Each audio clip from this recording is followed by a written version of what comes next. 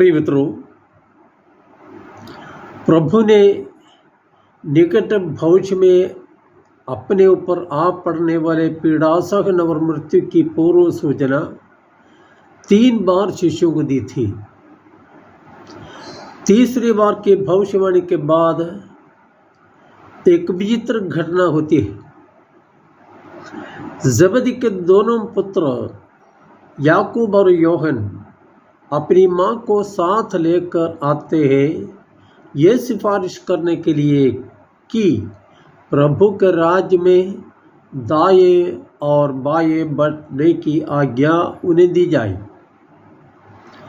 गुरु आगामी दुख भोग के संबंध में बात करते हैं, लेकिन चेले उसके राज्य में ऊंचे पद सुरक्षित रखने के फिराक में व्यस्त है। क्या विडंबना! सच बोले तो उन 12 शिष्यों में से एक भी गुरु को समझने में समर्थ नहीं था।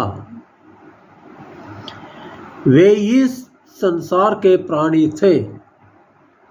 तत्कालीन यहूदी लोग एक शक्तिशाली मसीहा की प्रतीक्षा करते थे, जो उन्हें विदेशी रोमियों के शासन से छुड़ाकर राजा दाऊद कालीन पुराने वैभव में वापस ले जाएगा।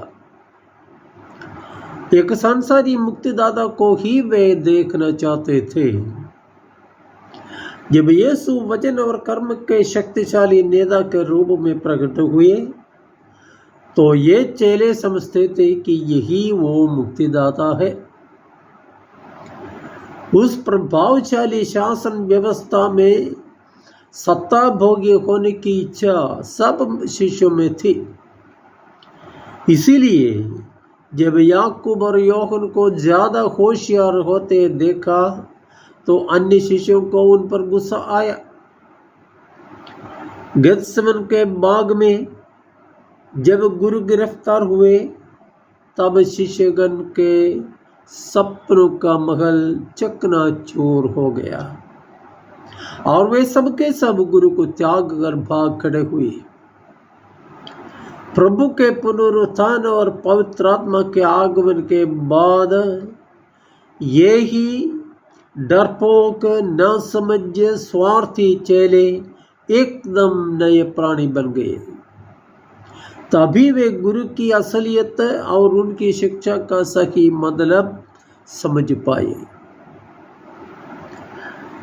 और तब वे जीवन या मृत्यु की परवाह किए बिना गुरु का प्रेम संदेश सुनाने के लिए निकल पड़े।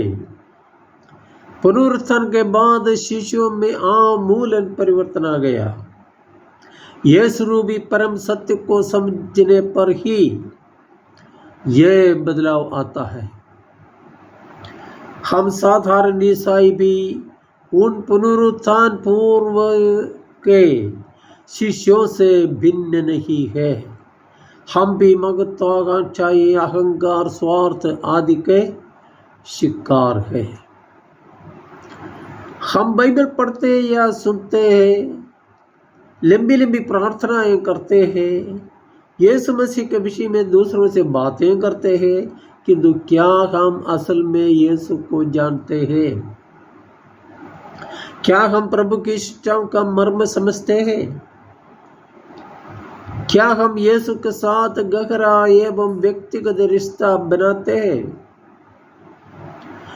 क्या हम सच्चे अर्थ में ईसाई हैं?